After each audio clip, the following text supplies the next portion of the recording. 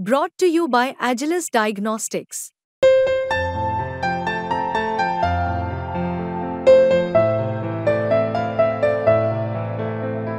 Agilus Diagnostics. एक छत्रपती शिवरायांचं महानाट्य, शंभूराजांचं महानाट्य दाखवलं की कोणात हिम्मत नाही दाखवायची, ते दाखवलं. मराठवाड्यात कोणी दाखवू शकत नाही एवढं बलाढ्य मोठं महानाट्य आहे.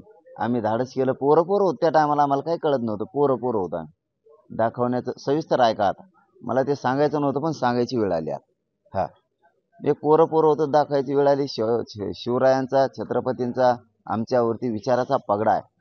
आम्ही दाखवण्याचं काम केलं. 33 जण होतो, दाखवण्याचं काम केलं. आम्हाला असं म्हणायचं, ही हिंमत कोण करत नाही, तुम्ही कशाला करता? म्हणजे जे हिंमत करत नाही तेच आम्ही करत असतो.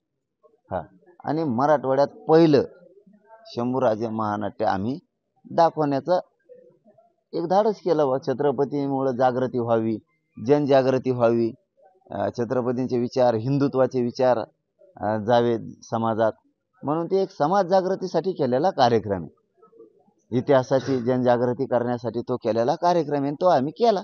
त्याच्यात तोटा आला, काय करावं? त्याच्यात काही सगळ्यांना माहिती आहे, नाटक करणारा त्यात काही जणांनी पैसे चोरलेत त्यात.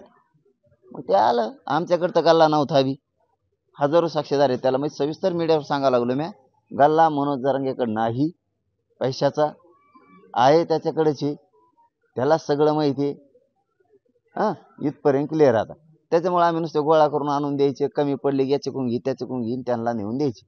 करा बाबा भरपाई.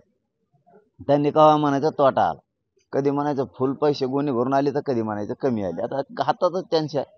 त्याच्यामुळे जे असेल ते असेल. आता ते झालं गेलं, गंगाला घोडं नालं असं आम्ही समजलेलं त्याच वेळेस. पण केलं प्रामाणिकपणाने जनजागृतीसाठी, कारण तो सांस्कृतिक कार्यक्रम आहे.